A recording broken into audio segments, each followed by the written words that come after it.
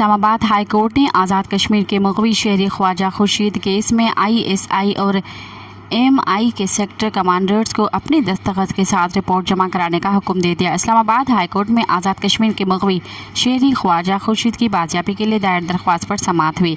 Islamabad high court के justice Mohsin Akhtar Kiani ने case की समाअत की। सरकारी वकील ने अदालत को बताया कि ख्वाजा खुर्शीद के खिलाफ पुलिस के पास कोई मुकदमा दर्ज नहीं है। जस्टिस मोहसिन कियानी ने इस्तफसार किया कि पुलिस और FIA की रिपोर्ट आ गई है, वज़ारत दिफा की रिपोर्ट किधर है।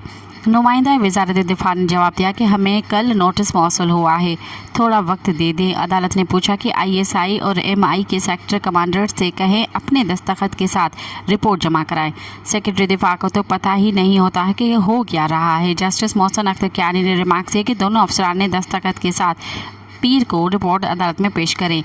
वकील बोला कि 18-19 दिन हो गए हैं, एक शख्स लापता है, छोटे छोटे बच्चे हैं, सब परेशान हैं। जस्टिस मोहसिन अख्तर कियानी ने रिमार्क किया कि रिपोर्ट आ जाए तो फिर देख लेते हैं। मज़ीद ख़बरन ऐं तफ़सीलात लाइ विज़िट कयो असांजी वेबसाइट www.awamiNewsHD.com ऐं ॾिसंदा रहो अवामी न्यूज़ HD।